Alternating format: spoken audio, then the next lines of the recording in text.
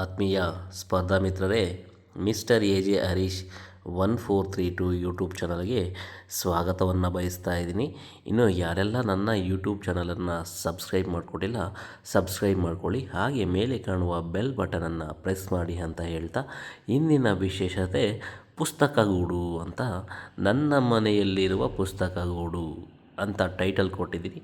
ಏನಪ್ಪ, ನಾನು ಸ್ಪರ್ಧಾತ್ಮಕ ಪರೀಕ್ಷೆಗೆ ತಯಾರಿ ನಡೆಸುವಾಗ ಯಾವೆಲ್ಲ ಪುಸ್ತಕಗಳನ್ನು ಓದಿದ್ದೆ, ಆ ಪುಸ್ತಕಗಳ ಓದಿದ ಫಲವೇ ನಾನು ಈಗ ಸ್ಪರ್ಧಾರ್ಥಿಗಳಿಗೆ 5 ಪುಸ್ತಕಗಳು ಬರೆಯಲು ಸಾಧ್ಯವಾಯಿತು ಅಂತ ಹೇಳಿದ್ರೆ ತಪ್ಪಾಗಲಾರದು. ಸ್ಪರ್ಧಾರ್ಥಿಗಳೇ ನೋಡಿ, ನೀವು ಕೆಳಗಿನ ರಾಕಲ್ಲಿ ನೋಡ್ಬೋದು, ನಾನು ಕನ್ನಡ ವ್ಯಾಕರಣ ಮತ್ತು ಕನ್ನಡ ಸಾಹಿತ್ಯ ಚರಿತ್ರೆಗೆ ಸಂಬಂಧಪಟ್ಟಂತಹ ಎಲ್ಲ ಪುಸ್ತಕಗಳನ್ನು ಆಳವಾಗಿ ಅಧ್ಯಯನ ಮಾಡಿ ಈಗ ಕನ್ನಡ ವ್ಯಾಕರಣ ಮತ್ತು ಕನ್ನಡ ಸಾಹಿತ್ಯ ಚರಿತ್ರೆ ಎಂಬ ಪುಸ್ತಕವನ್ನು ಬರೆಯಲು ಪ್ರೇರೇಪಣೆ ಆಯಿತು.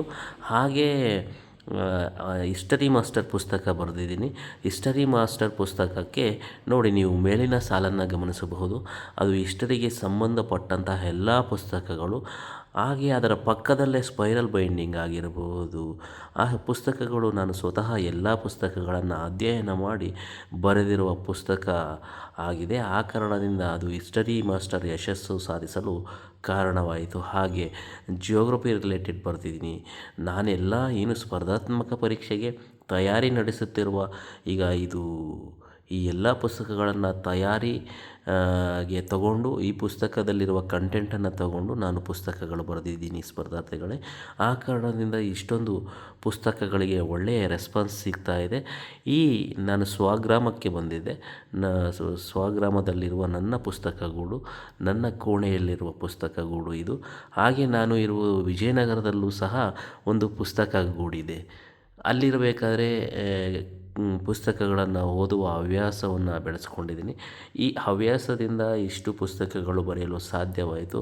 ಮುಂದೆ ಸಾಕಷ್ಟು ಪುಸ್ತಕಗಳು ಬರ್ತಾ ಇದ್ದಾವೆ ಅಂತ ಹೇಳ್ತಾ, ಎಲ್ಲ ಸ್ಪರ್ಧಾರ್ಥಿಗಳ ಹತ್ತಿರ ತನ್ನದೇ ಆದ ಒಂದು ಪುಸ್ತಕ ಗೂಡನ್ನು ಇಟ್ಕೊಳ್ಳಿ. ಯಾಕಂದರೆ ಪುಸ್ತಕ ಓದುವ ಹವ್ಯಾಸದಿಂದ ನಿಮ್ಮ ನಾಲೆಡ್ಜ್ ಗೇನ್ ಆಗುತ್ತೆ.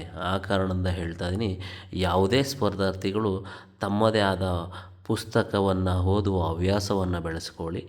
ಜೊತೆಗೆ ನೀವು ಹೆಚ್ಚೆಚ್ಚು ಪುಸ್ತಕ ಓದುವುದರಿಂದ ನಿಮ್ಮ ಜ್ಞಾನಾರ್ಜನೆ ಹೆಚ್ಚು ಬೆಳೆಯುತ್ತಾ ಹೋಗುತ್ತೆ ಅಂತ ಹೇಳ್ತಾ ಇದ್ದೀನಿ.